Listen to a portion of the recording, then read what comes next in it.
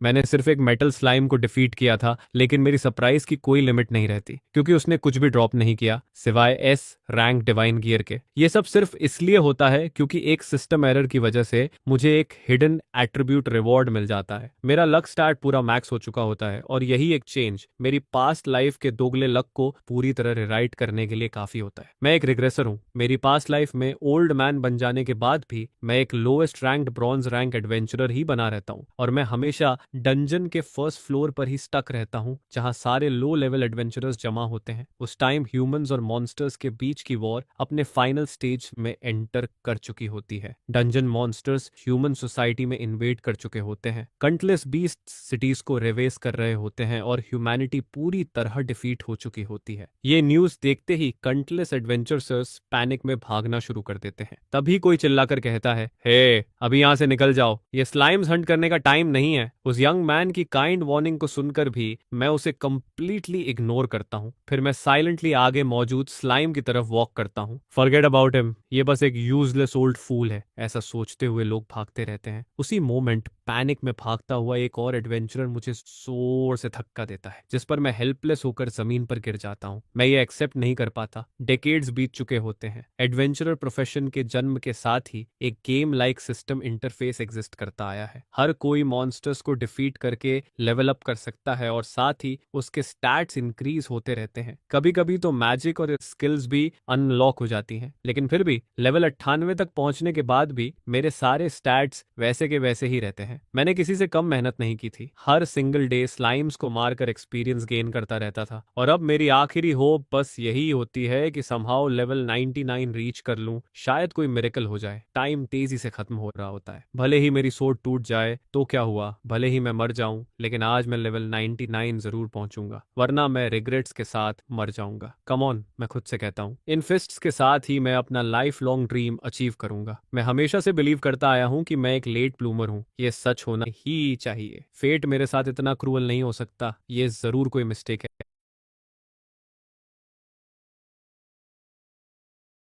Fate मेरे साथ इतना क्रूअल नहीं हो सकता। ये जरूर कोई मिस्टेक है। तभी सिस्टम मैसेज आता है, congratulations, Takahashi Kito has reached level 99। ये मैसेज देखते ही मैं एक्साइटमेंट से भर जाता हूँ। आखिरकार ये मोमेंट आ ही गया है। रिवॉर्ड मी, मैं सोचता हूँ, इन सारे सालों की मेहनत का रिवॉर्ड दो। तभी अगला मैसेज आता है, congratulations adventurer, strength increased by 1 point. इस पैथेटिक मैसेज को देखकर मैं वहीं फ्रीज हो जाता हूँ। ये हो ही नहीं सकता। ये जरूर कोई जोक है। मैंने अपनी पूरी लाइफ लगा दी मैक्स लेवल तक पहुंचने के लिए और बदले में मुझे सिर्फ एक सिंगल स्ट्रेंथ पॉइंट मिलता है। व्हाई, मैं खुद से पूछता हूँ। मैंने ऐसा क्या किया जो इसके लायक था? अब कोई होप नहीं बचती। उसी moment countless high level monsters आ जाते हैं और मुझे चारों तरफ से सराउंड कर लेते हैं। इस डिस्पेयर में मैं कुछ भी नहीं कर पाता। यही एंड था। मेरी पूरी लाइफ बस मिजरी से भरी रही थी। चाइल्डहुड से ही हर कोई मुझसे नफरत करता था। कोई भी मेरे जैसे यूजलेस इंसान के साथ पार्टी नहीं बनाना चाहता था। जिस फैमिली ने मुझसे प्यार किया था वो भी मेरी इनकॉम्पिटेंस की वजह से मर गई। मैंने अपनी ओनली सिस्टर की हैप्पीनेस भी डिस्ट्रॉय कर दी। इस मिजरेबल लाइफ को यहीं खत्म हो जाने दो, मैं सोचता हूँ। तब सिस्टम की आवाज आती है, डिंग, प्लेयर डिसीड। इसके साथ ही एक और अलर्ट आता है, critical error detected in player Takahashi Yukito system status, restoring regressing through life, hidden parameters unlocked. As compensation for the system error, 9,999 bonus points have been awarded। जब मैं दोबारा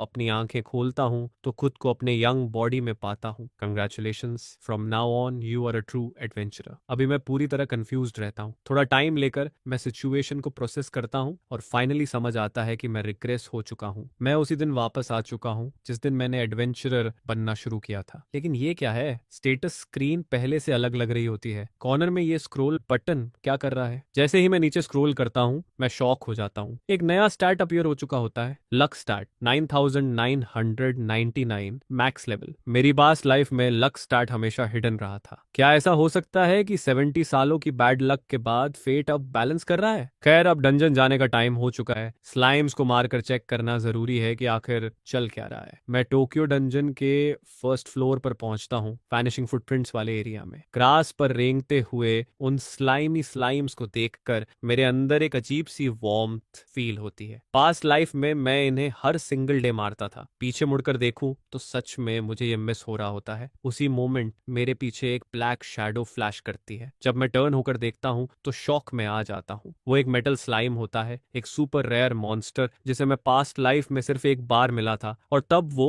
मुझसे एस्केप कर गया था। इसे डिफीट करने पर मैसिव एक्सपीरियंस एक ही बार में मिलती है। लेकिन ये मॉन्स्टर्स भागने के लिए फेमस होते हैं। डेंजर सेंस करते ही ये रन कर जाते हैं। मुझे क्वाइटली पीछे से अप्रोच करना होगा। लेकिन ठीक उसी क्रिटिकल मोमेंट पर अचानक मेरे पैरों के पास एक एरो आकर लगती है। थोड़ी दूरी पर खड़ा एक आर्चर भी इस प्रे को स्पॉट कर चुका होता है और उसका एम काफी खराब होता है। इडियट, मैं मन ही मन कहता हूं। अब तो सब स्क्रूड हो गया। मेटल स्लाइम स्टार्टल्ड हो जाता है और सीधे मेरी तरफ चार्ज करता है। हाउ लकी, मैं सोचता हूँ। ना सिर्फ ये भागता नहीं है बल्कि मुझे टारगेट भी कर लेता है। ये तो बिल्कुल परफेक्ट है। Come on my favourite little guy. मेरी सोर्ड तुरंत मेटल स्लाइम के हेड को पियर्स करती है। अगले ही मोमेंट उसका कोर क्रैक हो जाता है। एक ही स्लैश में सिल्वर कोर पूरी तरह शैटर हो जाता है। साथ 4 लेवल अप हो जाते हैं। अब समझ आता है कि मेटल स्लाइम्स को इनसेन एक्सपीरियंस क्यों कहा जाता है। अनफॉर्चुनेटली मेरी सोर्ड एक ही हिट में टूट जाती है। मुझे जल्दी ही नया वेपन खरीदना पड़ेगा। तभी मेरे पीछे एक गोल्डन लाइट शाइन करती है। एक S rank rare sword drop होती है। क्या यह मैक्स लक स्टैट का इफेक्ट है? Metal slime great sword, trait extreme attack power, high damage, लेकिन 30% मिस रेट के साथ। इसके कुछ ही बाद मैं 4 और सुपर रेयर मेटल स्लाइम से एनकाउंटर करता हूँ। लकीली ये नॉर्मली टिमिड क्रीचर्स इस बार भागते नहीं है बल्कि मेरी तरफ चार्ज कर देते हैं। अगर तुम इतने ईगर हो मुझे एक्सपीरियंस देने के लिए तो मैं भी पीछे नहीं हटूंगा। ऐसा सोचते हुए मैं अभी मिली एस रैंक सोर्ड उठाता हूँ। 1 स्लैश ईच। मैं इजीली सबको कट डाउन कर देता हूँ और हर हिट एक क्रिटिकल स्ट्राइक होती है। यही मैक्स लक स्टैट की रियल पावर है। एस रैंक आइटम्स ऑब्टेन होते हैं। Metal slime armour, metal slime gauntlets, metal slime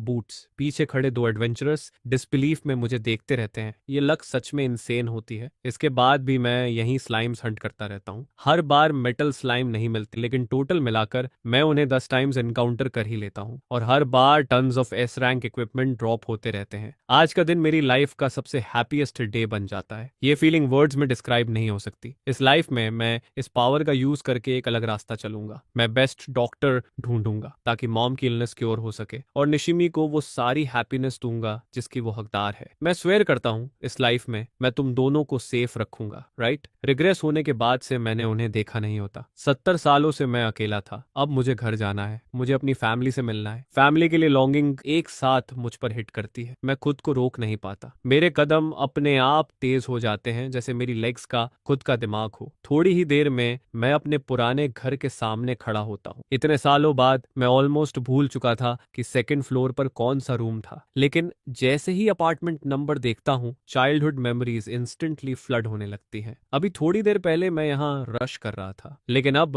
मेरा हार्ट नर्वसनेस से जोर जोर से बीट कर रहा होता है। इस डोर के पीछे वो फैमिली होती है जिसे मैंने दिन रात मिस किया है। जैसे ही मैं खुद को डोर खोलने के लिए ब्रेस करता हूँ डोर अपने आप खुल जाता है। सामने एक फेमिलियर फिगर खड़ी होती है। बिग ब्रदर वेलकम होम, निशिमी कहती है। उसे देखते ही मेरे इमोशंस ओवरफ्लो हो जाते हैं। मैं अपने आर्म्स फैलाता हूँ और उसे टाइटली एम्ब्रेस कर लेता हूँ। आई एम होम कहता हूँ। इस बार मैं किसी को भी तुम्हें मुझसे दूर नहीं ले जाने दूंगा। मैं हर उस चीज को प्रोटेक्ट करूंगा जिसे मैं चेरिश करता हूँ। काम होने के बाद मैं निशिमी को आज जो कुछ भी हुआ होता है सब बता देता हूँ। मेरी स्टोरी सुनकर निशिमी खुशी से भर जाती है। तो क्या मॉम की इलनेस क्योर हो सकती है? वो एक्साइटेड होकर पूछती है। हाँ, मैं कहता हूँ मॉन्स्टर से मिलने वाले इक्विपमेंट की वजह से अब मनी कोई प्रॉब्लम नहीं है। नेक्स्ट डे मैं कुछ रेयर इक्विपमेंट सेल करता हूँ और एक बड़ी अमाउंट ऑफ मनी मिलती है। इसके बाद इसी मनी का यूज करके मैं ऑक्शन से एक एडवांस्ड हीलिंग पोशन बाय करता हूँ। फिर मैं निशिमी को साथ लेकर हॉस्पिटल जाता हूँ मॉम से मिलने के लिए। मॉम, हम आपको देखने आए हैं, मैं कहता हूँ। मॉम हमें देखकर खुश हो जाती है। मॉम, ये आपके लिए गिफ्ट है, निशिमी कहती है। इतनी स्वीट हो तुम, मॉम मुस्कुराते हुए कहती है। तुम्हें कुछ लाने की जरूरत नहीं थी, अपने लिए पैसे बचाकर रखो। मनी की चिंता मत करो मॉम, मैं कहता हूँ। आज हम एक और इम्पोर्टेंट गिफ्ट लाए हैं। ये कहते हुए मैं एडवांस्ड हीलिंग पोशन बाहर निकालता हूँ। मैं एडवेंचरर बन चुका हूँ और डंजन में मैंने काफी पैसा कमाया है। मॉम प्लीज ये ड्रिंक कर लो। जैसे ही मॉम पोशन पीती है उसके बॉडी से हीलिंग लाइट निकलने लगती है। मॉम अब काफी बेटर फील करती है, यहाँ तक कि उसकी ब्रीदिंग भी आसान हो जाती है। डॉक्टर कंफर्म कंफर्म करता है कि मॉम की इलनेस इंप्रूव हो चुकी है। इसके बाद थोड़ी रिहैबिलिटेशन के बाद वो फाइनली घर जाकर रिकवर कर सकती है। हमारी फैमिली फिर से साथ में रह सकती है। ये सब किसी ड्रीम जैसा लगता है। हालांकि मॉम अब पहले से काफी बेहतर दिखती है, लेकिन ये एफ नॉट नहीं है। वो हीलिंग पोर्टियन सिर्फ टेम्परेरी रिलीफ देता है। हमें एक ज्यादा पावरफुल पोशन चाहिए, एक एलिक्सर। ये सुनकर निशिमी को अचानक टीवी पर देखी हुई एक बात याद आती है। वर्ल्ड का नंबर 1 एडवेंचरर एक स्पेशल आइटम फाइंड करता है, एक ऐसा पोशन जो डाइंग इंसान को रिवाइव कर सकता है। ये पोशन मोस्टली फ्लोर 50 के आसपास अपीयर करता है और इसे ट्रेड नहीं किया जा सकता। स्पेशल आइटम्स ऐसे टूल्स होते हैं जिन्हें सिर्फ उनका ओनर ही यूज कर सकता है। इनकी ग्लोरी सिर्फ पावरफुल मॉन्स्टर्स को डिफेट करने के बाद ही मिलती है। चूंकि इसे मनी से बाय नहीं किया जा सकता, तो मुझे इसे खुद ऑब्टेन करना होगा। बिग ब्रदर, क्या तुम्हें कॉन्फिडेंस है कि तुम फ्लोर 50 तक पहुंच सकते हो? नॉर्मली ऐसा कोई वे नहीं होता। नॉर्मल सिचुएशन में तो मैं फ्लोर 50 तक पहुंचने से पहले ही मारा जाता। ये सुनकर निशिमी डिसअपॉइंटेड दिखती है। फिर वो पूछती है, तो अब हम क्या कर सकते हैं? लेकिन ये सिर्फ नॉर्मल सर्कमस्टांसेस में होता है। मेरे पास जो है वो सिर्फ सेकंड लाइफ नहीं है, मेरे पास वो लाइफ टाइम भर का नॉलेज भी है जो इसके साथ आया है। मुझे एक एक्सेप्शन पता है। फ्लोर 20 का बॉस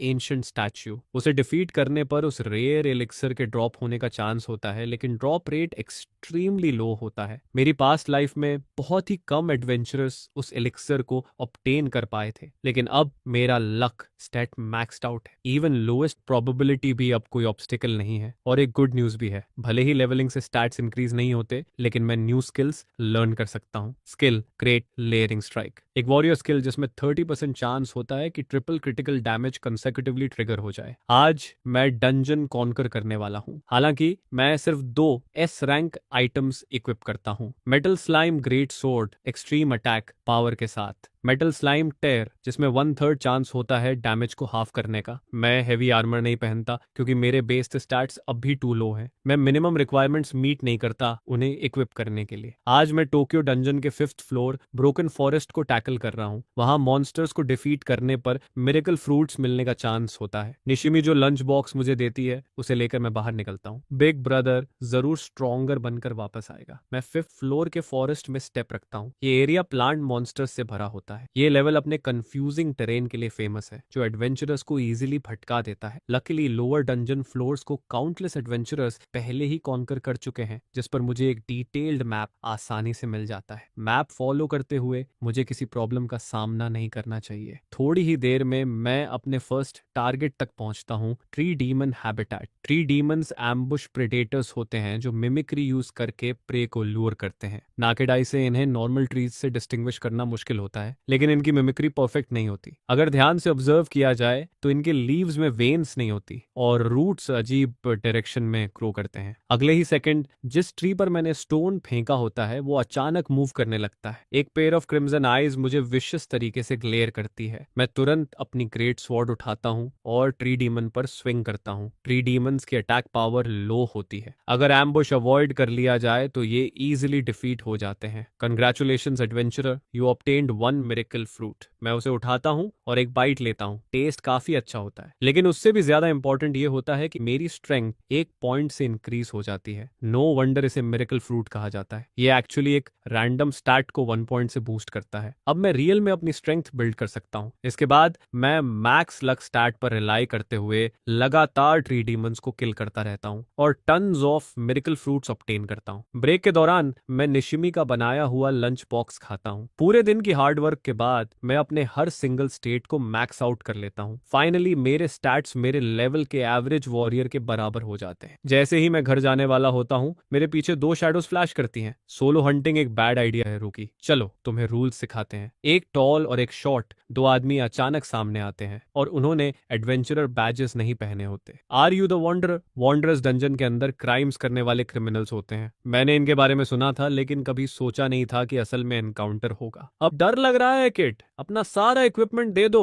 तो शायद हम तुम्हारी लाइफ छोड़ दें। सॉरी, मैं कहता हूँ, मैं क्रिमिनल्स को एक ट्विक तक नहीं दूंगा। मेरे वर्ड्स सुनते ही दोनों रेज में आ जाते हैं। तुम्हें चांस दिया गया था, अब जो होगा उसका ब्लेम हम पर मत डालना। तुम बस इक्विपमेंट पर डिपेंड करने वाला रिच किड हो। तुम्हें लगता है तुम हम दोनों को बीट कर लोगे? टॉल आदमी अपनी सोर्ड लेकर चार्ज करता है। रिट्रीट करने के बजाय मैं डिस्टेंस क्लोज करता हूँ और सीधे उसी की तरफ चार्ज करता हूँ। उस तक पहुंचने से ठीक पहले मैं हाई जंप करता हूँ। Skill great layering strike. ये सुनकर टॉल आदमी हंसने लगता है। क्या रुकी है? ग्रेट लेयरिंग स्ट्राइक, वो स्किल तो सिर्फ 30% टाइम हिट करती है। ऐसा ट्रैश मुझ पे कैसे लगेगा? देखो मेरी guaranteed hit skill, bee sting max luck stat बनाम गारंटीड हिट स्किल। अब देखते हैं किसकी टेक्निक प्रिवेल करती है। सरप्राइजिंगली उसकी गारंटीड हिट स्किल मेरी क्लोथ्स तक स्क्रैच नहीं कर पाती। वो अभी भी ये सोच ही रहा होता है कि हुआ क्या, और उसी मोमेंट मेरी 30% हिट चांस वाली स्किल परफेक्टली लैंड करती है। टॉल आदमी पीछे वाले ट्री से जाकर टकराता है और टेरिफाइंग पावर से इंस्टेंटली नॉकआउट हो जाता है। चबी गाय डिसबिलीफ में ये सब देखता रह जाता है। ये पॉसिबल कैसे है? फर्स्ट ट्राई में ही 30% हिट रेट ट्रिगर हो गया। ये इनसेन लक है। एक ओपोनेंट को इतनी आसानी से गिराते ही मेरी सारी टेंशन मेल्ट हो जाती है। ये ग्रेट है, मेरी सारी स्किल सक्सेसफुली ट्रिगर होती है। उसने जो बी स्टिंग यूज की थी उसे लर्न करने के लिए लेवल 25 चाहिए। इसका मतलब उसका लेवल मुझसे काफी हायर था। बी स्टिंग एक गारंटीड हिट स्किल है जिसे डॉज नहीं किया जा सकता। इसके बदले उसकी अटैक पावर 30% रिड्यूस हो जाती है। मेरी गियर पर मेटल स्लाइम टीयर का 33% चांस होता है डैमेज को हाफ करने का। एंड में उसकी पावर रियल डैमेज देने के लिए इनफ नहीं होती। अपने कंपेनियन को वन हिट में डिफीटेड देखकर चबी गाय रिट्रीट के बारे में सोचता है। खुद को एडवेंचरर गिल्ड के हवाले कर दो, शायद मैं तुम्हें जाने दूं। मुझे डाउन लुक करने पर वो बोलता है, मैं मेज हूं, ये डिस्टेंस तुम्हारा डेड जोन है, मेरे लिए परफेक्ट। एडवांटेज अब उसके पास होता है। Got it. मैं कैजुअली अपनी ग्रेट सोर्ड साइड में रख देता हूँ। ट्रू, इस डिस्टेंस पर मैं तुम्हारे मैजिक से हिट हो जाऊंगा। गुड,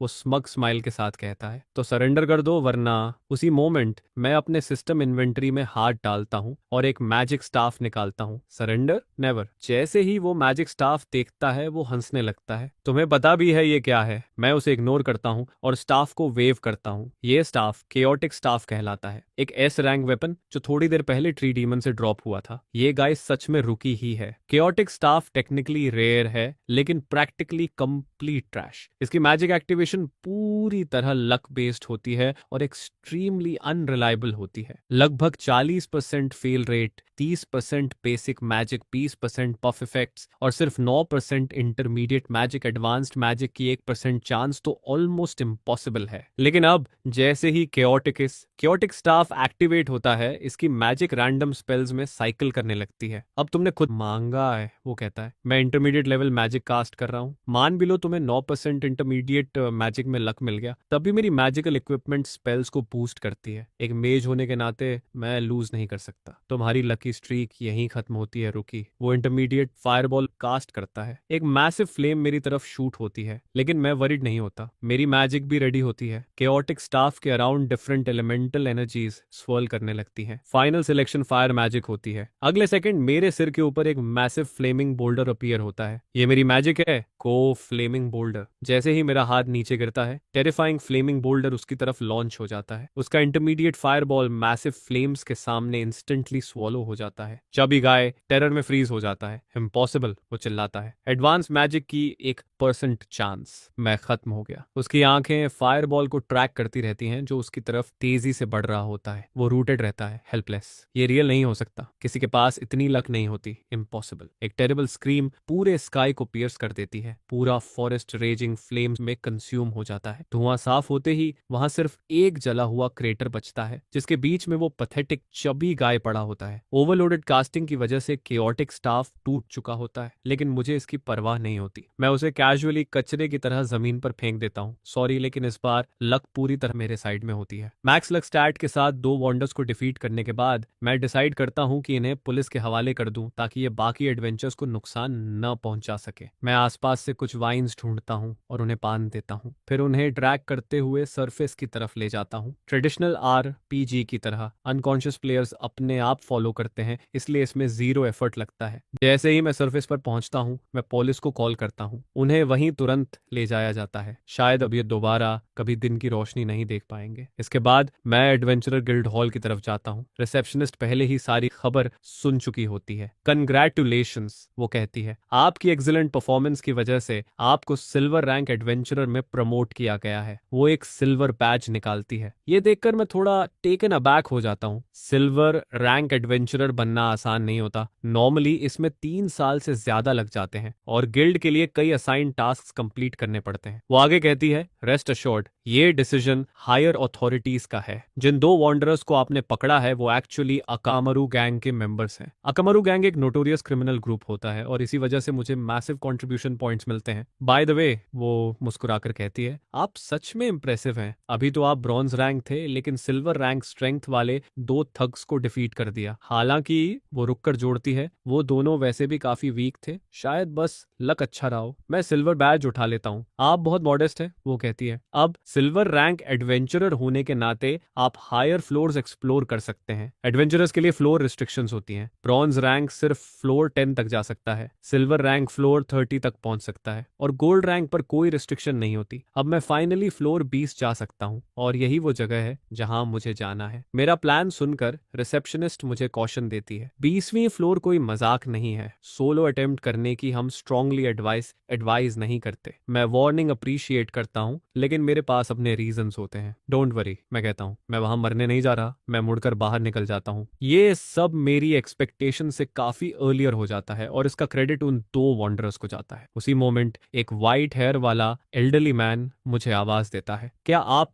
वही एडवेंचरर है जिसने उन 2 क्रिमिनल्स को पकड़ा? वो अपनी गैन से वॉल पर लगे वांटेड पोस्टर्स की तरफ इशारा करता है, जिनमें से 2 पोस्टर्स बिल्कुल उन्हीं लोगों के होते हैं जिन्हें मैंने अभी पकड़ा है। मेरी कंफर्मेशन सुनते ही वो मेरा हाथ पकड़ लेता है। उसका पूरा बॉडी इमोशन से कांप रहा होता है। थैंक यू सो मच, वो कहता है। इन मॉन्स्टर्स ने मेरे बेटे को मार दिया था और आपने उन्हें फाइनली जस्टिस दिलाई। आपने किसी भी रीजन से उन्हें पकड़ा हो, वो आगे कहता है। मैं आपका दिल से आभारी हूँ। अब मैं अपने बेटे की कब्र पर जाकर ये गुड न्यूज बता सकता हूँ। ये कहकर वो गिल्ड हॉल से बाहर चला जाता है। मेरी पास्ट लाइफ में किसी स्ट्रेंजर ने कभी मुझे थैंक यू नहीं कहा था। ये फीलिंग सच में अच्छी लगती है। मैं ऑलमोस्ट भूल ही गया था। अगर हिस्ट्री रिपीट होती है जैसे मेरी पास्ट लाइफ में हुआ था, तो दुनिया डिस्ट्रक्शन की तरफ बढ़ रही है। मैं इस वर्ल्ड को सेव करना चाहता हूँ, लेकिन मैं ये अकेले कैसे कर सकता हूँ? ओवर थिंकिंग बंद करता हूँ। अभी सबसे इंपॉर्टेंट चीज है मॉम की इलनेस को कंप्लीटली क्योर करना। वर्ल्ड डिस्ट्रक्शन के बारे में बाद में सोचूंगा। इधर कहीं एक डार्क रूम में dim candle light stone table पर रखे कोल्ड वेपन्स को इल्यूमिनेट कर रही होती है। डैम बास्टर्ड, एक आदमी गुस्से में बोलता है। सब कुछ ऐसा कैसे बिगड़ गया? यमादा और हाशिमोटो दोनों अरेस्ट हो गए, वो कहता है। बॉसेस के लिए ट्रिब्यूट मनी का क्या? ये सब तुम्हारी गलती है, वो चिल्लाता है। मेरे प्लान्स रुइन कर दिए तकाशी युकितो, अब संभल कर रहना। मैं तुम्हें कभी नहीं छोड़ूंगा, वो कहता है। मैं तुम्हें रेजिस्ट करने का स्लाइटेस्ट चांस भी नहीं दूंगा। तुमने 2 ओपोनेंट्स को हराया है, वो आगे बोलता है। इसका मतलब तुम स्ट्रांग हो, लेकिन किसी से डील करने के कई तरीके होते हैं। मेरे निशाने पर आना बस तुम्हारी बैड लक है। स्ट्रांग बनने के लिए मैं डंजियन के 15वें फ्लोर सोलिटरी डेथ पीक्स की तरफ जाता हूँ। यहाँ के पाथ्स काफी कॉम्प्लेक्स होते हैं, चारों तरफ रग्ड रॉक होते हैं। टेरेन टीम वर्क को मुश्किल बना देता है। आने से पहले मैं गाइड्स चेक कर चुका होता हूँ। ये कॉम्प्लेक्स टेरेन परफेक्ट कॉन्सीलमेंट देता है, इसी वजह से ये जगह क्रिमिनल्स के लिए हेवन बन चुकी है और यही मैं यूज करना चाहता हूँ। ये प्लेस मेरे जैसे सोलो एडवेंचरर के लिए परफेक्ट है। फ्लोर 20 चैलेंज करने के लिए मुझे और स्ट्रांग बनना होगा। लेवलिंग से बेस स्टैट्स इंक्रीज नहीं होते, लेकिन मैं हायर लेवल स्किल्स लर्न कर सकता हूँ। ओरिजिनली मेरा प्लान मेटल स्लाइम्स हंट करके फास्ट एक्सपीरियंस लेने का था, लेकिन शायद मैंने उन्हें ज्यादा हंट कर लिया है, क्योंकि अब एक भी दिखाई नहीं देता। लगता है मैक्स लक स्टैट की भी लिमिट्स होती हैं। अब मेरे पास हाई लेवल मॉन्स्टर्स को किल करके ही फास्ट लेवलिंग का ऑप्शन बचता है। यहाँ अलग अलग मॉन्स्टर्स को डिफीट करते हुए मुझे मैसिव एक्सपीरियंस के साथ साथ कई S rank items lucky drops में मिलते रहते हैं। किसी मोमेंट पर एक आदमी उस कॉर्नर में दिखाई देता है जिस पर मैंने ध्यान नहीं दिया था। उसके हाथ में मेटल स्लाइम ग्रेट सोर्ड होती है और कोई एक्स्ट्रा आर्मर नहीं होता। नो मिस्टेक, वही है तकाशी युकितो। मेरे टेरिटरी में आने की हिम्मत कैसे हुई, वो सोचता है। मुझे इग्नोर करना, कुछ ज्यादा ही नर्व दिखाना है, लेकिन अभी चार्ज करना, वो खुद से कहता है। ये मेरा स्टाइल नहीं है। मैं परफेक्ट मोमेंट का वेट करूंगा जब उसका गार्ड डाउन होगा। बॉल्ड आदमी अंधेरा होने तक मेरा पीछा करता है, लेकिन उसे कोई अपॉर्चुनिटी नहीं मिलती। ये तरीका काम नहीं कर रहा, वो सोचता है। मुझे बेटर अप्रोच चाहिए। एक आइडिया है, वो मन ही मन मुस्कुराता है। मुझे उस बास्टर्ड से खुद डील करने की जरूरत नहीं है। ये मेरा टेरिटरी है, वो कहता है। मुझे यहाँ का सब कुछ पता है, बस इसे यूज करना है और मैं उसे इजीली क्रश कर दूंगा। नेचुरल वर्ल्ड की तरह मॉन्स्टर्स का भी अपना इकोसिस्टम होता है, मुझे बस उसे एक्सप्लॉइट करना है। पहले यहाँ के प्रेडेटर्स को कम करना है, वो प्लान बनाता है, फिर अबंडेंट फूड प्रोवाइड करना है। इंसेक्ट मॉन्स्टर्स को अगर इनफ फूड मिले, वो सोचता है, तो ये शॉर्ट टाइम में तेजी से रिप्रोड्यूस करेंगे। प्रेडेटर्स के बिना उनकी नंबर्स एक्सपोनेंशियली ग्रो करेंगी। बॉल्ड आदमी कई दिनों तक क्वाइटली अपना प्लान सेट करता रहता है। अब रिवॉर्ड्स रीप करने का टाइम है, वो कहता है। अनफॉर्चुनेट एडवेंचरर्स, तुम सब इस मॉन्स्टर आर्मी में फंसने वाले हो। जल्द ही बॉल्ड आदमी क्लिफ एज पर इंसेक्ट रिपेलेंट से भरा बैग लेकर पहुंचता है। नीचे काउंटलेस इंसेक्ट मॉन्स्टर्स स्वॉर्म कर रहे होते हैं। प्लान स्मूथली चल रहा होता है। अब फाइनल स्टेज ये कहता है। रिपेलेंट की स्मेल आते ही सारे इंसेक्ट्स फ्रेंजीड हो जाते हैं। अगले सेकंड इंसेक्ट स्वॉर्म्स कैनियन से बाहर उड़ने लगते हैं। हा हा, वो हंसता है। जाओ उस बास्टर्ड को डिवॉर कर दो। उधर मैं अभी नियर बाय मॉन्स्टर्स हंट कर रहा होता हूँ, तभी दूर से बजिंग की आवाज आती है और वो लगातार लाउड होती जा रही होती है। जैसे ही मैं ऊपर देखता हूँ, मैं इंस्टेंटली शॉक हो जाता हूँ। एक ब्लैक क्लाउड अचानक स्काई में अपीयर होता है और पूरे आसमान को कवर कर लेता है। ध्यान से देखने पर पता चलता है वो क्लाउड नहीं है, वो इंसेक्ट मॉन्स्टर्स का मासिव स्वॉर्म होता है। ये नंबर्स अकेले मेरे हैंडल करने से बाहर होती हैं। मैं तुरंत अपना वेपन पुट अवे करता हूँ और दूसरी डायरेक्शन में स्प्रिंट करता हूँ। इन मॉन्स्टर्स से डील करने के लिए मुझे दूसरे एडवेंचर्स के साथ कोऑपरेट करना होगा। इस फ्लोर पर एडवेंचर्स कहाँ गदर करते हैं। मुझे पास्ट लाइफ की एक बात याद आती है। ट्रायंगल माउंटेन आउटपोस्ट बनने के बाद सॉलिटरी डेथ पीक्स कॉन्कर करना आसान हो गया था। आउटपोस्ट क्रिम्सन अर्थ कैवर्न में होता है, लेकिन आने से पहले मैंने मैप चेक किया था। उस मैप पर ट्रायंगल माउंटेन आउटपोस्ट मार्क नहीं था। जो भी हो, पहले वहीं जाता हूँ। जल्द ही मैं रेड अर्थ माउंटेन एरिया में पहुंच जाता हूँ। न तो कोई कैवर्न दिखता है और न ही कोई एडवेंचरर। क्या हो रहा है, मैं सोचता हूँ। क्या मैं रॉन्ग पाथ पर आ गया? लेकिन अभी सोचने का टाइम नहीं होता। बिना हेजिटेशन मैं अंडरग्राउंड जंप करता हूँ। मेरी नजर तुरंत सामने स्टोन वॉल के एक ऑड सेक्शन पर जाती है। उस पैच का कलर आसपास से अलग होता है। केव जरूर इसके पीछे है। मैं अंदर जोर से चिल्लाता हूँ, कोई है वहां? मैं हेल्प मांगने आया हूँ। लेकिन चाहे जितना कॉल करूं, कोई रिस्पॉन्स नहीं आता। मॉन्स्टर स्वॉर्म को पास आता देखकर मैं अपनी ग्रेट सोर्ड उठाता हूँ और सामने की स्टोन पर फ्रैंटिक तरीके से स्ट्राइक करता हूँ। थोड़ी ही देर में सामने की रॉक्स टूट जाती हैं, लेकिन केव के अंदर का सीन देखकर मैं स्टन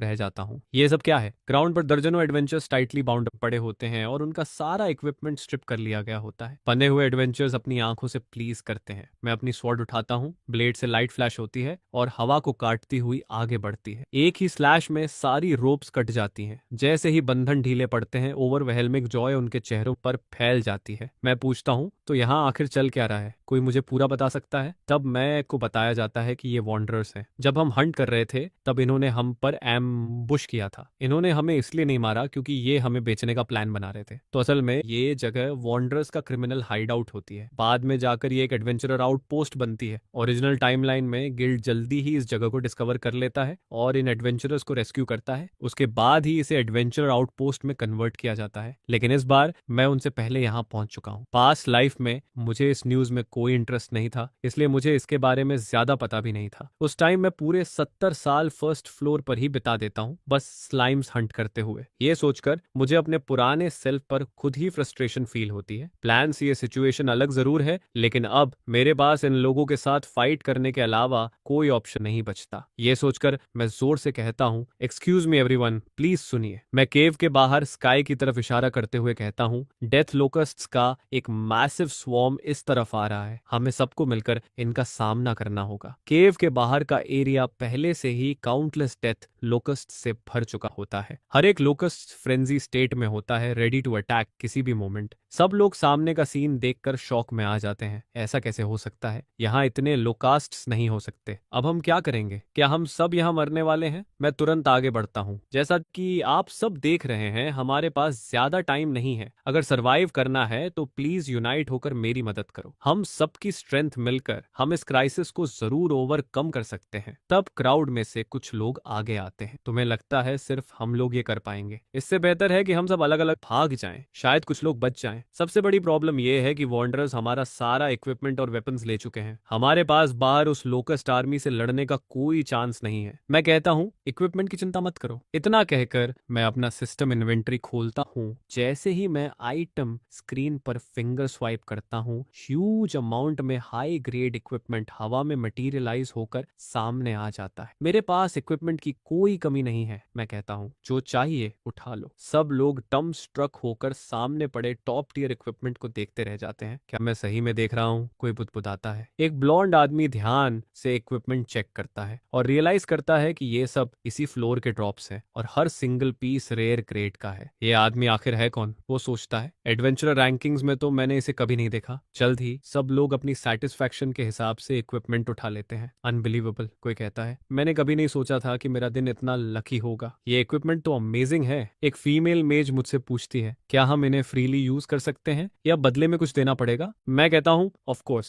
फ्रीली यूज करो। चाहो तो मैं ये सब तुम्हें दे भी सकता हूँ, बस एक सिंपल कंडीशन है। आने वाली बैटल में तुम सब मेरे कमांड्स फॉलो करोगे, बस यही। कोई प्रॉब्लम नहीं, सब एक साथ कहते हैं। आपने न सिर्फ हमें बचाया बल्कि इतना अच्छा इक्विपमेंट भी दिया। अब आप ही हमारे लीडर हैं। ठीक है, कोई पूछता है, अब बाहर उन बग्स को कैसे हैंडल करेंगे? इतनी कोऑपरेशन की उम्मीद मुझे बिल्कुल नहीं थी। अचानक मिले इस ट्रस्ट से मैं थोड़ा अनईजी फील करता हूँ। पास्ट लाइफ में मैंने बहुत से सेल्फिश और पेटी लोग देखे थे, लेकिन अब इन सब के साथ खड़ा होकर मैं खुद को पहले से ज्यादा फॉर्चुनेट फील करता हूँ। आप सबका बहुत धन्यवाद, मैं कहता हूँ। अब प्लान सुनिए। हमारी सबसे बड़ी प्रॉब्लम यह है कि दुश्मनों की संख्या हमसे बहुत ज्यादा है, लेकिन गुड न्यूज ये है कि केव का ये नैरो एंट्रेंस हमारे फेवर में है। एक टाइम पर लिमिटेड एनिमीज ही अंदर आ सकते हैं। इसी एडवांटेज का यूज करके हम एक एक करके डेथ लोकस्ट्स को एलिमिनेट करेंगे। प्लान सुनने के बाद किसी को भी ऑब्जेक्शन नहीं होता। मैं अपनी बैग से ग्रेट सोर्ड निकालता हूँ और कहता हूँ, एवरीवन बैटल के लिए प्रिपेयर हो जाओ। केव डिफेंस प्लान ऑफिशियली स्टार्ट हो जाता है। आओ और अपना डूम खुद देखो तुम बक्स।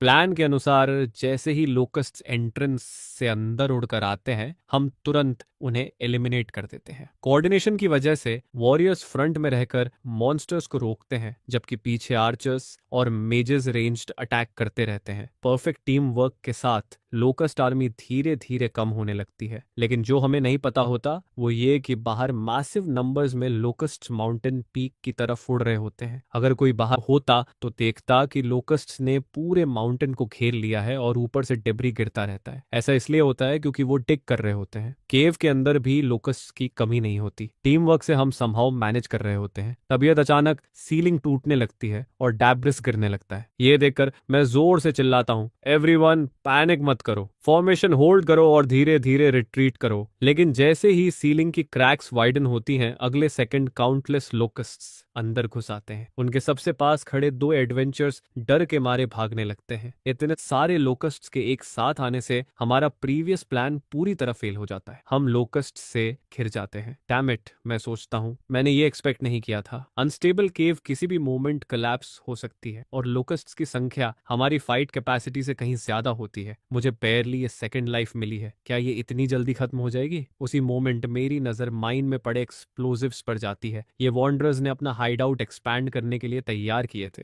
Obtain crude explosives. May be, मैं सोचता हूँ, मैं इन्हें यूज करके ट्राई कर सकता हूँ। मैं तुरंत पीछे सबको शाउट करता हूँ, एवरीवन आसपास पड़े सारे एक्सप्लोजिव्स उठा लो। सब दो टीम्स में बंट जाते हैं। स्मॉलर टीम एक्सप्लोजिव्स कलेक्ट करने लगती है और स्ट्रॉन्गेस्ट फाइटर्स लोकस्ट्स को रोकते रहते हैं। हम कई घंटों तक किसी तरह टिके रहते हैं। लोकस्ट्स केव का एक तिहाई हिस्सा खा चुके होते हैं और वर्स्ट ये कि हमारे पीछे एक स्टीप क्लिफ होता है। अब हम पूरी तरह कॉर्नर में फंस चुके होते हैं। सबकी स्टैमिना ऑलमोस्ट खत्म हो चुकी होती है। अगर अब कुछ नहीं सोचा तो हम ज्यादा देर सरवाइव नहीं कर पाएंगे। मैं पीछे क्लिफ की तरफ देखता हूँ और फाइनली डिसीजन लेता हूँ। एवरीवन सुनो, मैं कहता हूँ, जितने एक्सप्लोजिव्स तुम्हारे पास हैं सब मुझे दे दो। बिना हेजिटेशन सब एक्सप्लोजिव्स मेरी तरफ फेंक देते हैं। मैं उन्हें कैच करता हूँ। इन्वेंटरी में एक्सप्लोजिव्स का ह्यूज स्टॉक जमा हो जाता है। मैं तुरंत उन्हें बाहर निकालकर क्लिफ एज के पास स्कैटर कर देता हूँ। इधर लोकस्ट्स की चूइंग की वजह से केव ऑलमोस्ट कोलैप्स होने वाली होती है। मैं तुरंत ऑर्डर देता हूँ, रन, यहाँ से निकलो, बाकी मुझ पर छोड़ दो। बाकी सब बिना टाइम वेस्ट किए केव एग्जिट की तरफ भागते हैं। कुछ लोग चिल्लाते हैं, क्या तुम पागल हो? तुम भाग क्यों नहीं रहे? क्या तुम इन बीस्ट्स के साथ मरना चाहते हो? और क्या तुम भूल गए कि वॉरियर्स एक्सप्लोजिव्स यूज नहीं कर सकते? डोंट वरी, मैं कहता हूँ, ट्रस्ट मी। मैं क्लिफ एज पर खड़ा होकर आसपास के सारे डेथ लोकस्ट्स को अपनी तरफ अट्रैक्ट करता हूँ। लाइफ में कुछ मोमेंट्स ऐसे होते हैं जहां रिस्क लेना ही पड़ता है और ये उन्हीं में से एक है। Crude explosives, x use all at once. Yes button दबाते ही मैं क्लिफ की तरफ जंप करता हूँ। कम ऑन यू बग्स, मैं चिल्लाता हूँ, आज दिखाता हूँ कि मैं क्या हूं।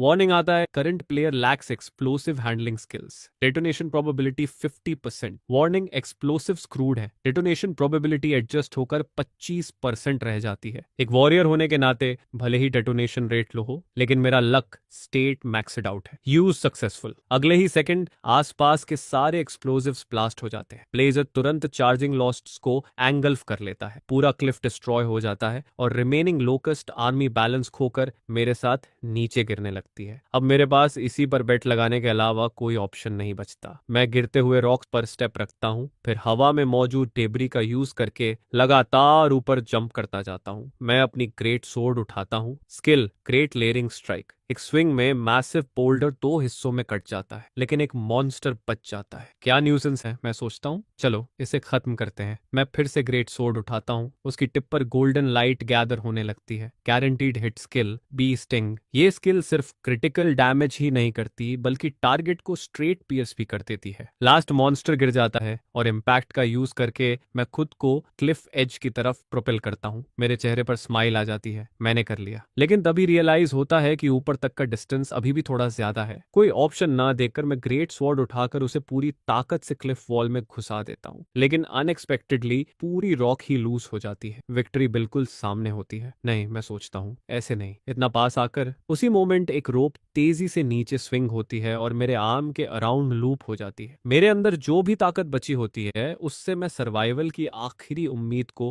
कसकर पकड़ लेता हूँ। सब लोग मिलकर खींचो, इसे ऊपर लाओ। इन एडवेंचर्स को देखते हुए मेरे अंदर कुछ क्लिक करता है। कंपनीज होना शायद इतना भी बुरा नहीं है। ज्यादातर लोकस्ट्स गिरते हुए डिब्री में क्रश्ड हो जाते हैं, और जो थोड़े बहुत बचते हैं उन्हें या तो हम खत्म कर देते हैं या वो हार मानकर भाग जाते हैं। सेटिंग सन की ग्लो में क्लिफ के नीचे पड़े लोकस्ट बॉडीज को देखकर मेरे चेहरे पर मुस्कान आ जाती है। इस बार मैं आखिरकार ये बेट जीत गया। 0 कैजुअलिटीज के साथ लोकस्ट आर्मी को एनाइलेट करना किसी मिरेकल से कम नहीं है। उसी के साथ मुझे ट्रेमेंडस रिवॉर्ड्स भी मिलते हैं। Exterminated a large number of death locusts, title exterminator granted. Insect type monsters पर डैमेज 20% बढ़ जाता है, लेवल 3 से इंक्रीज हो जाता है। New skill acquired, warriors instinct, क्योंकि मैंने कई एडवेंचरर्स को बचाया और लोकस्ट प्लेग को रिजॉल्व किया।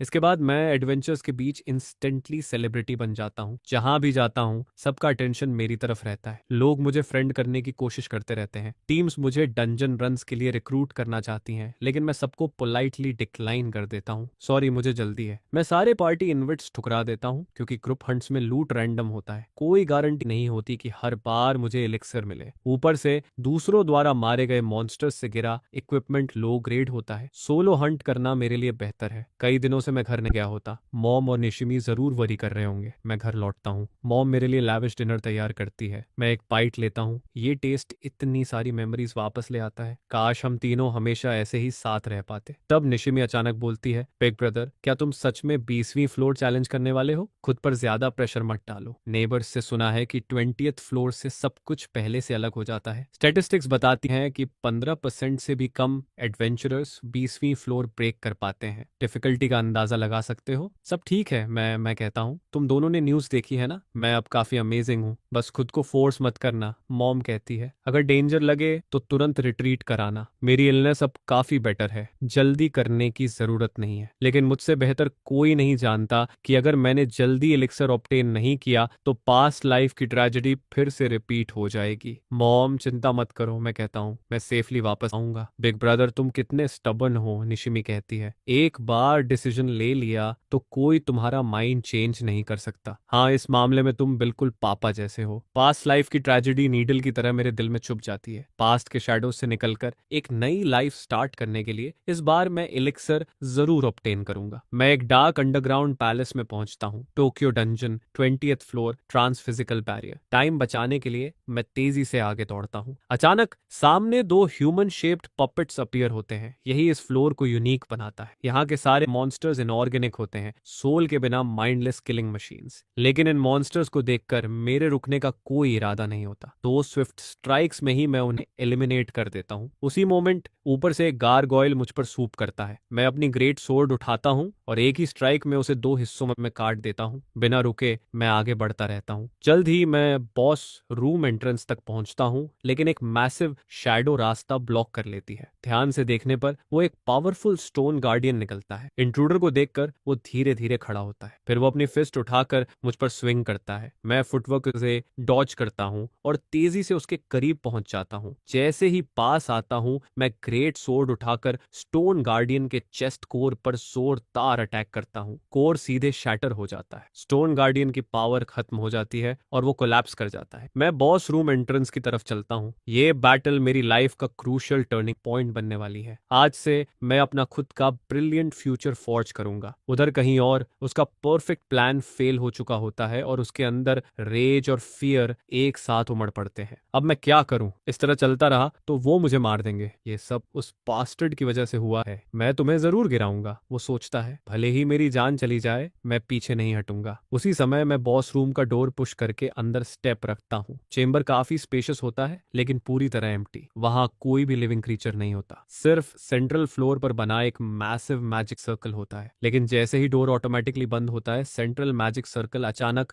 ग्लो करने लगता है और एक मैसिव स्टोन फिगर इमर्ज होता है। 20वां floor boss, enchanted golem, heavy armour और डेवास्टेटिंग अटैक पावर के साथ। लेकिन बस इतना ही। स्पीड एडवांटेज के साथ जब तक मुझे हिट नहीं लगेगी, मैं इसे समहाउ हैंडल कर सकता हूँ। यह सोचकर मैं सोर्ड लेकर बॉस की तरफ चार्ज करता हूँ। बॉस मुझ पर हेवी पंच स्विंग करता है, लेकिन मैं इजीली डॉच कर लेता हूँ। तुरंत मौका पकड़ता हूँ और स्टोन फिगर के फुट पर ग्रेट सोर्ड से अटैक करता हूँ। पावरफुल हिट से बॉस की लेग पर क्रैक्स आ जाते हैं। यही मेरा बैटल्स प्लान है। स्टोन फिगर की डिफेंस बहुत ज्यादा होती है, इसलिए मुझे स्पेसिफिक पॉइंट्स पर अटैक करके इसे धीरे धीरे डिस्ट्रॉय करना होगा। कोर डिस्ट्रॉय होना बस टाइम की बात है, लेकिन तभी अनएक्सपेक्टेड हो जाता है। बॉस से फाइट के बीच एक फैमिलियर फिगर क्वाइटली डोर के पास से अंदर स्लिप कर जाता है। तकाहाशी युकितो, अब मैं आ गया, वो मन ही मन कहता है। उसके एंट्री के साथ ही सेंट्रल मैजिक सर्कल फिर से लाइट अप होता है। एक और एन्चांटेड गोलम समन हो जाता है। मैं शॉक में नए बॉस को देखता हूँ। ये क्या हो रहा है? नॉर्मली एक रूम में दो बॉसेस अपीयर नहीं हो सकते जब तक कोई इंट्रूडर ना हो, लेकिन जब मैं डोर की तरफ देखता हूँ तो कुछ भी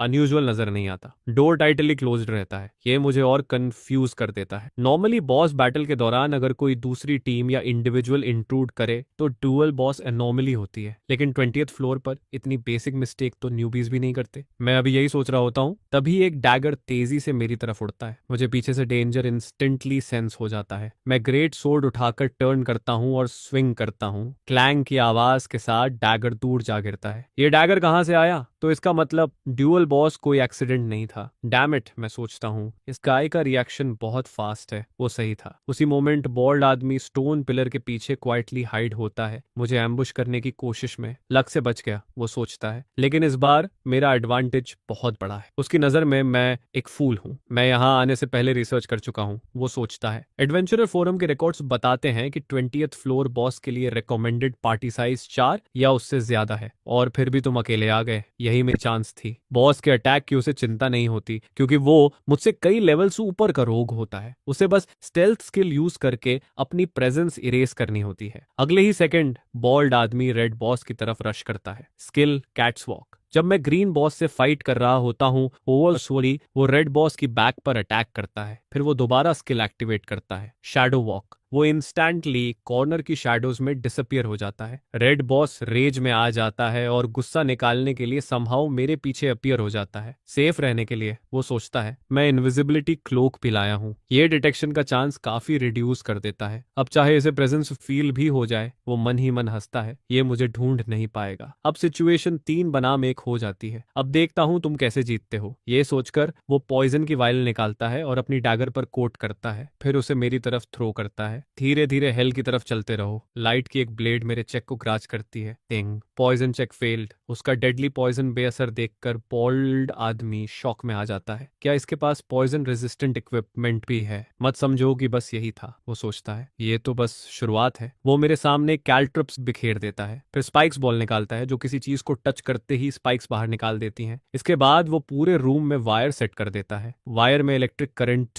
दौड़ रहा होता है और आखिर में वो कहता है, ये पॉइजन गैस जो खास तुम्हारे लिए तैयार की है। पॉइजन गैस रिलीज करते हुए बॉल्ड आदमी गैस कैनिस्टर रूम के सेंटर की तरफ फेंक देता है। अब इतने सारे ट्रैप्स के साथ तुम्हारी मूवमेंट काफी रिस्ट्रिक्ट हो चुकी है और आखिरकार तुम इन दोनों बॉसेस के हाथों मारे जाओगे। मुझे बस अब सीलिंग पर छुपकर पूरा शो देखना है, लेकिन उसे ये नहीं पता होता कि बॉस से फाइट करते हुए भी मैं बॉल्ड आदमी को पहले ही स्पॉट कर चुका हूँ। हो गया तुम्हारा, मैं कहता हूँ। ये कैसे पॉसिबल है? वो शॉक में बोलता है। तुम सच में मुझे देख सकते हो। साइलेंट मत रहो, मैं कहता हूँ। कम से कम कुछ तो बोलो, कहीं तुम कोई स्टॉकर तो नहीं हो जिसे मुझ पर क्रश हो गया है। ये कहते हुए मैं उसकी तरफ एक टैगर फेंकता हूँ। ये कंफर्म होते ही कि मैं उसे देख सकता हूँ, बॉल्ड आदमी चुप रहना छोड़ देता है। तुमने मुझे आखिर डिटेक्ट कैसे किया? वो तुरंत पूछता है। सॉरी, मैं कहता हूँ, मैंने अभी अभी एक नई स्किल सीखी है, वॉरियर्स इंस्टिंक्ट। सुना है इसके बारे में, राइट? काफी फेमस स्किल है। ये कैसे हो सकता है? वो चिल्लाता है। हाई लेवल रोग्स के खिलाफ इतनी लो लेवल स्किल की सक्सेस रेट ऑलमोस्ट 0 होती है। क्या हुआ? मैं कहता हूँ। रियलिटी फेस नहीं कर पा रहे हो या डर गए हो और भागना चाहते हो? मेरे वर्ड्स सुनते ही बॉल्ड आदमी पूरी तरह रेज में आ जाता है। तू बास्टर्ड, वो गरजता है, तूने मुझे पूरी तरह पिस्ड ऑफ कर दिया है। अब मेरी रियल स्ट्रेंथ देख। ये कहते हुए वो अपनी डुअल ब्लेड्स उठाता है और मुझ पर चार्ज करता है। मैं तुरंत अपनी ग्रेट सोर्ड उठाकर ब्लॉक करता हूँ और पूरी ताकत से उसे पीछे धकेल देता हूँ। तू कितना टिमिड स्टॉकर है, मैं कहता हूँ। मुझे तो लगा मैं तुझसे हायर लेवल का हूँ। एक ऐसी स्किल होती है जिसे बाकी लोग यूजलेस ट्रैश समझते हैं, लेकिन मेरी नजर में वो गॉड टियर स्किल है। वॉरियर्स इंस्टिंक्ट एक ऐसी स्किल जो आसपास के डेंजर को सेंस कर सकती है। लोग इसे यूजलेस इसलिए समझते हैं क्योंकि इसकी एक्टिवेशन सक्सेस रेट बेहद लो होती है, लगभग 99% फेलियर रेट के साथ। लेकिन मेरे मैक्स्ड आउट लक स्टैट के साथ ये luck dependent skill practically 100% success देती है। Skill activation, great success. पूरा एरिया मेरे सामने एक सर्कुलर रेडार की तरह अपीयर हो जाता है, जहां हर डॉट वो चीज दिखाता है जो मुझे थ्रेट कर रही है। एक रोग होने के नाते बॉल्ड आदमी ये बिलीव ही नहीं कर पाता कि उसकी परफेक्ट स्टेल्थ एक ऐसी स्किल से टूट गई जिसे सब एडवेंचरस ट्रैश मानते हैं। मुझे फर्क नहीं पड़ता तुमने मुझे कैसे डिस्कवर किया, वो कहता है। तुम्हारी डेथ पक्की है तो आकर ट्राई करो, मैं कहता हूँ। मुझे शैडोज में छुपने वाले इंसान से डर नहीं लगता। हम दोनों तुरंत बैटल में एंगेज हो जाते हैं। ब्लेड्स की क्लैश की आवाज लगातार पूरे रूम में गूंजती रहती है। दोनों बॉसेस बस स्पेक्टेटर्स बनकर खड़े रहते हैं। हा, वो हंसता है। एक वॉरियर स्पीड में मुझसे compete कर रहा है, एक रोग से। तू अभी ग्रीन है, ऊपर से मेरा लेवल भी तुझसे ज्यादा है। उसके रैपिड अटैक के बीच मैं समय पर डोड नहीं कर पाता और आखिरकार मेरी आर्म पर स्लैश लग जाता है। खून की एक लाइन बन जाती है। Paralysis check evaded. मुझे सच में जानना है, वो कहता है। तेरे पास आखिर कौन से आइटम्स हैं? पॉइजन भी ट्रिगर नहीं हुआ, पैरालिसिस टॉक्सिन भी नहीं। एक स्मूथ मोशन में मैं जंप करता हूँ, बॉस को स्प्रिंग बोर्ड की तरह यूज करके उसके पीछे पहुंच जाता हूँ। मैं ग्रेट सोर्ड उठाता हूँ। Skill great layering strike. Massive force जमीन पर गिरती है, लेकिन बॉल्ड आदमी आसानी से डॉज कर लेता है। लेकिन मैं कहता हूँ, मेरा अटैक अभी खत्म नहीं हुआ। मैं फिर ग्रेट सोर्ड उठाकर उस पर एम करता हूँ। Skill skill beasting guaranteed hit skill देखकर बॉल्ड आदमी हंस पड़ता है। तुझे लगता है गारंटीड हिट सच में हिट गारंटी करता है? बेकार स्किल। Butterfly dance. जिस जगह मैं पियर्स करता हूँ वो इल्यूजन में बदल जाती है, बटरफ्लाईज बनकर बिखर जाती है। बॉल्ड आदमी का रियल बॉडी बिना स्क्रैच के मेरे पीछे टेलीपोर्ट हो जाता है। डैम इट, मैं सोचता हूँ, इसने सच में डॉज कर लिया। स्किल्स क्लैश होने पर वो कहता है, गारंटीड हिट भी एवेड हो सकती है, सब सिचुएशन पर डिपेंड करता है। वो अपनी डुअल ब्लेड्स उठाकर मुझ पर स्लैश करता है। मेरी थाई पर एक और डीप कट लग जाता है। इस मोमेंट पर मेरी हालत काफी खराब हो चुकी होती है। मैं लगातार पीछे हट रहा होता हूँ। हा, वो हंसता है। मैं न्यूबी वॉरियर्स को हंट करने में एक्सपर्ट रोग हूँ। इधर बॉसेस भी अब बर्दाश्त नहीं कर पाते, पूरी तरह इग्नोर किए जाने पर, जैसे वो कंप्लेन कर रहे हो। आज बॉस बनकर पूरी तरह इंसल्ट हो चुके हैं। अचानक एक डेथ रे बिना देखे मेरी तरफ फायर होती है। मैं क्राउच करके उसे डॉज कर लेता हूँ। बॉल्ड आदमी तो और भी आसानी से डॉज करता है, बिना रुके मुझ पर लगातार फियर्स अटैक करता रहता है। बॉसेस के अटैक्स को वो कंप्लीटली इग्नोर करता है। उसकी आंखों में सिर्फ मुझे मारने का डिटर्मिनेशन दिखता है। ये बड़े मॉन्स्टर्स, वो सोचता है, फिक्स्ड पैटर्न्स वाले हैं। गिल्ड फोरम से इंटेल खरीदी होगी, राइट? इस मोमेंट पर मैं क्रिटिकल क्राइसिस में होता हूँ, बस पैसिवली डिफेंड कर पा रहा होता हूँ। बॉसेस बॉसेस तो बस स्पेक्टेटर्स बन चुके होते हैं। रिलेंटलेस प्रेशर की वजह से मैं पीछे हटते हटते कॉर्नर में पहुंच जाता हूँ और एक्सीडेंटली उसके ट्रैप पर स्टेप रख देता हूँ। अब तो तेरा एंड है, वो कहता है। अकेले यहाँ आने के मोमेंट से ही तेरी डेथ सील हो चुकी थी। Skill scorpion's death strike. 2 black blade lights मेरी तरफ शूट होती हैं। टेरिफाइंग पावर इतनी ज्यादा होती है कि मेरी ग्रेट सोर्ड भी उसे पूरी तरह ब्लॉक नहीं कर पाती। मैं जोर से पीछे उड़कर दीवार से टकराता हूँ। अगले ही सेकंड मेरी ग्रेट स्वॉर्ड जमीन पर गिर जाती है। इस मोमेंट पर मैं डिस्पेयर से भर जाता हूँ। चांस देखते ही बॉल्ड आदमी मुझे फिनिश करने के लिए रश करता है। अब फाइनल ब्लो ले, वो कहता है। अब तू मरेगा। जैसे ही उसकी ड्यूअल ब्लेड्स मुझ पर गिरने वाली होती हैं, मेरे चेहरे पर एक ट्रायम्फेंट स्माइल आ जाती है। इडियट, मैं कहता हूँ, मैं तुझे ट्रिक करा था। अगले ही सेकंड बाल्ड आदमी एक ग्रेविटी स्फीयर में फंस जाता है। चाहे जितना स्ट्रगल करे, एस्केप नहीं कर पाता। डैम इट, वो चिल्लाता है। ग्रेविटी ट्रैप, तूने ये कब सेट किया? जिस मोमेंट दूसरा बॉस अपीयर हुआ, मैं कहता हूँ, मुझे कुछ रॉन्ग लगा। काइट्स नॉर्मल सर्कमस्टांसेस के लिए होती हैं, लेकिन मैंने ये एक्सपेक्ट नहीं किया था कि कोई इडियट बॉस बैटल में इंट्रूड करेगा। डुअल बॉसेस इवेंट के बाद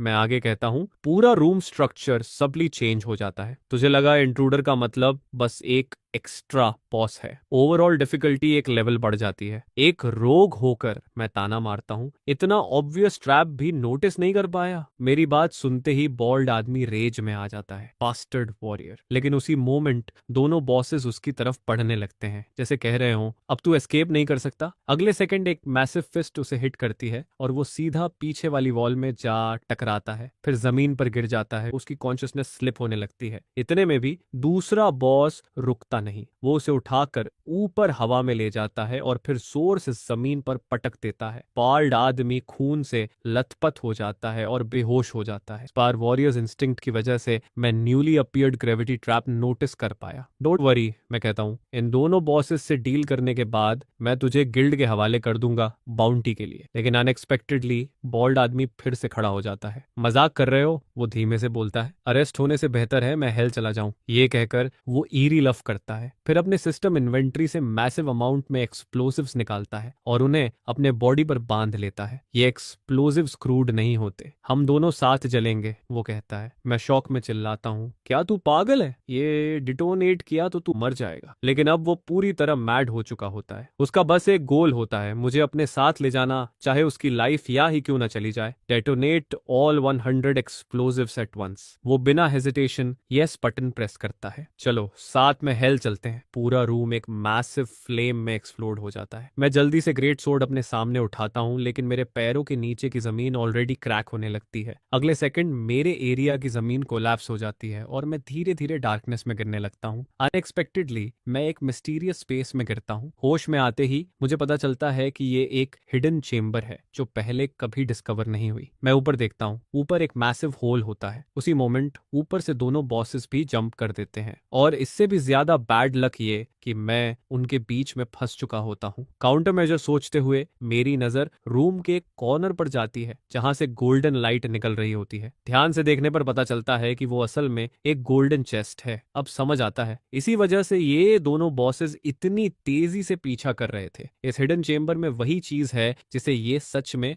गार्ड कर रहे हैं। लेकिन इस समय सबसे क्रिटिकल प्रॉब्लम ये होती है कि ये रूम बेहद ही नैरो है। बॉसेस के मैसिव बॉडीज वहां खड़े होकर पूरा रास्ता ब्लॉक कर देते हैं। इस क्रैम्प्ड स्पेस में बॉस के अटैक्स को परफेक्टली इवेड करने की बिल्कुल भी जगह नहीं होती। अगर मैं सामने से अटैक करता हूं और 2 बॉसेस की पिंसर अटैक झेलता हूं तो जीतने का कोई चांस नहीं है। अब मेरे पास बस एक ही ऑप्शन बचता है, अपनी फेट उस चेस्ट पर बेट करना। ये सोचकर मैं सीधे चेस्ट की तरफ चार्ज करता हूं। जैसा कि एक्सपेक्टेड होता है, दोनों बॉसेस तुरंत मुझ पर हमला कर देते हैं। मैं कुछ जंप्स लेकर बड़ी मुश्किल से इस अटैक को डॉज करता हूं, लेकिन अनएक्सपेक्टेडली बॉल्ड आदमी द्वारा दिए गए पुराने वुंड्स अचानक तेज दर्द भेजते हैं। इंटेंस पेन सहते हुए मैं बॉस के ऊपर से जंप करता हूं और नीचे वही मिस्टीरियस गोल्डन चेस्ट होता है। उसी मोमेंट बॉस अचानक टर्न करता है और सीधा मुझ पर डेथ रे फायर करता है। मैसिव फोर्स सीधे मेरी बैक पर लगती है। इतना ही नहीं, बॉस इसके बाद एक हेवी पंच भी मारता है। इस कॉम्बो के अंडर मैं इंस्टेंटली उछलकर दूर जा गिरता हूँ और मेरी ग्रेट सोर्ड हाथ से छूट जाती है। मैं दर्द से वॉल से टकरा कर गिरता हूँ। मेरे मुंह से खून निकलने लगता है। ये सोचकर थोड़ी राहत मिलती है कि फेटल ब्लो नहीं लगा। तभी बॉस अपना मैसिव फुट उठाता है और मुझ पर स्टॉम्प करने लगता है। ये देखकर मैं साइड में डोड्स करने की डिस्परेट कोशिश करता हूँ, लेकिन मेरी इंजरीज इतनी सीवियर होती हैं कि मैं बिल्कुल भी बच नहीं पाता। मेरे पैर बुरी तरह क्रश हो चुके होते हैं और पूरी तरह नम हो जाते हैं। फिर भी सरवाइव करने की विल मुझे आगे बढ़ाती रहती है। मैं हार नहीं मान सकता, चाहे कितना भी दर्द क्यों ना हो। मेरे पास और चॉइस ही क्या है। मैं जमीन पर घसीटते हुए दर्द के साथ आगे बढ़ता हूँ, बस थोड़ा सा और। तभी बॉस का मैसिव फुट फिर से नीचे आता है। अगले सेकंड मेरे गले से एक ब्लड कर्डलिंग स्क्रीम निकल जाती है, लेकिन मेरी पास लाइफ के 70 सालों के डिजायर के सामने ये कुछ भी नहीं है। लाइफ का दूसरा चांस मिला है तो मैं फिर से कैसे गिर सकता हूँ। मुझे सबको प्रूव करना है कि मैं स्ट्रांग बन सकता हूँ। मॉम और निशिमी घर पर मेरा इंतजार कर रहे हैं। अपनी आखिरी विल पावर के सहारे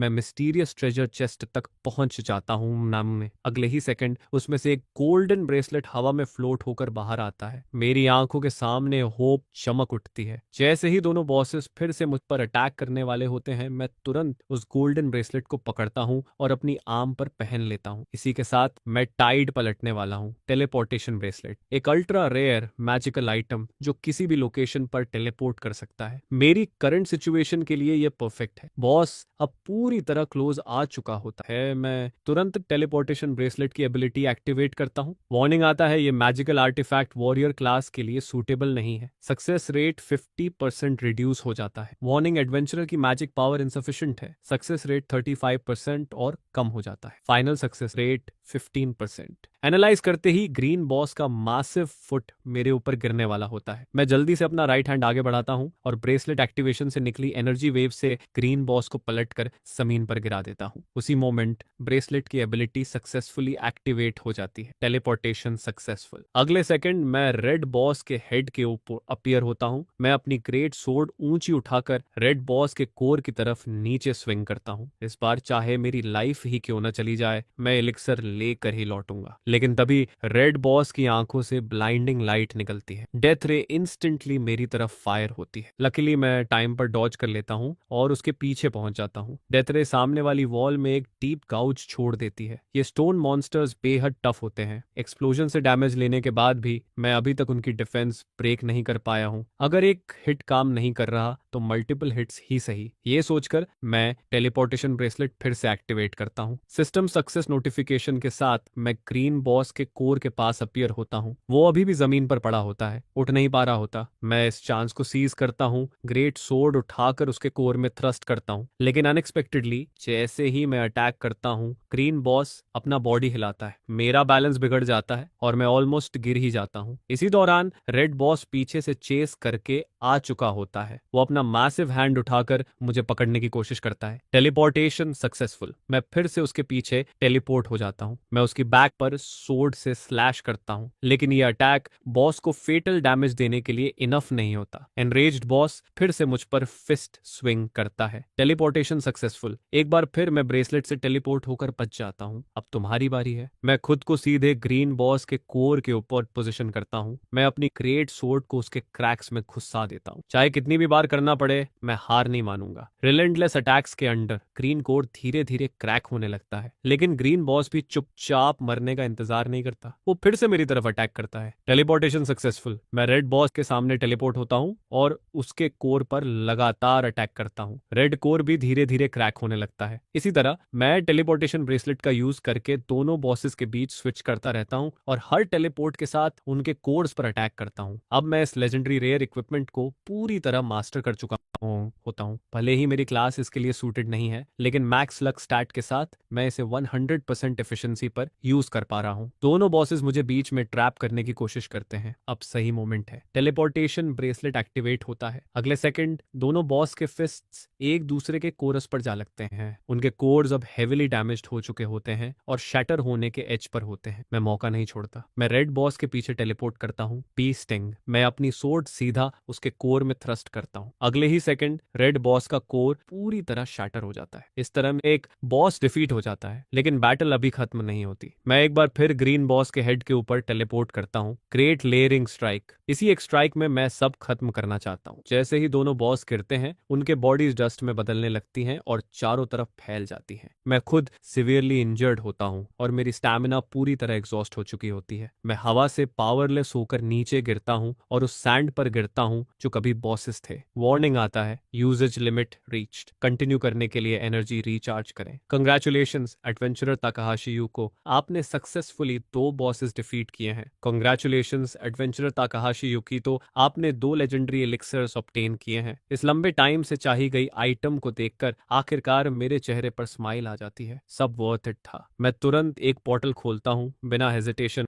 मैं उसे पी जाता हूँ। जैसे ही मैं उसे स्वॉलो करता हूँ मेरा बॉडी एक शांत लेक जैसा फील करता है जिसमें पानी की एक बूंद गिर गई हो। अगले सेकंड एक मैसिव ग्रीन लाइट मेरे पूरे बॉडी को इन्वॉल्व कर लेती है। मेरे क्रिप्ट पैर मेरी आंखों के सामने तेजी से हील होने लगते हैं। बॉडी के सारे वंड्स इंस्टेंटली रिकवर हो जाते हैं। थैंक गुडनेस मैं सरवाइव कर गया। मेरा बॉडी रीबॉर्न जैसा फील करता है। ये एलिक्सर डेफिनेटली मॉम की इलनेस क्योर कर देगा। स्पेशल कंडीशंस मीट होते हैं। तकाहाशी युको को स्पेशल टाइटल्स ग्रांट किए जाते हैं। Survivor endurance +10, solo double giant killing strength +20, enforcer of justice dexterity +10। Ceiling में बने ह्यूज होल को देखकर मैं खुद हैरान हो जाता हूँ। इतनी हाइट से गिरकर भी मैं बिल्कुल ठीक हूँ। बेटर है जल्दी ऊपर वापस जाऊं। अगले सेकंड मेरा फिगर ब्लर बन जाता है और मैं स्टोन वॉल पर तेजी से मूव करता हूँ। मैं आसानी से बॉस रूम में वापस पहुंच जाता हूँ। चारों तरफ देखने पर मुझे बॉल्ड आदमी की कॉप्स दिखने की उम्मीद होती है, लेकिन अनएक्सपेक्टेडली वहां सिर्फ ब्लड स्टेन्ड इनविजिबिलिटी क्लोक पड़ा होता है। क्या इससे बाउंटी क्लेम कर पाऊंगा, मैं सोचता हूँ। जो भी हो अभी के लिए इसे रख लेता हूँ। ये सोचकर मैं एग्जिट की तरफ बढ़ता हूँ। इस तरह मैंने सक्सेसफुली 20th फ्लोर क्लियर कर लिया होता है। सरफेस पर लौटने के बाद मैं बॉल्ड आदमी की सिचुएशन गिल्ड को रिपोर्ट करता हूँ, लेकिन जैसे ही मैं ब्लड स्टेन्ड क्लोक बाहर निकालता हूँ रिसेप्शनिस्ट डर के मारे पलटकर भाग जाती है। ये मेरे लेवल की चीज नहीं है, वो कहती है। मुझे इसे इमीडिएटली हायर अप्स को रिपोर्ट करना होगा। इस इंसिडेंट से काफी बड़ा हंगामा मच जाता है, यहाँ तक कि रिपोर्टर्स भी मुझे इंटरव्यू करना चाहते हैं, लेकिन इस समय मेरे पास इन सब के लिए टाइम नहीं होता। सॉरी मैं कहता हूँ, मुझे सच में जाना होगा, कभी और बात करेंगे। इतना कहकर मैं गिल्ड बिल्डिंग छोड़ देता हूँ। मुझे पता है कि मॉम की इलनेस इतनी जल्दी रिलैप्स नहीं होगी, लेकिन फिर भी एक सेकंड भी पहले पहुंचना बेटर है।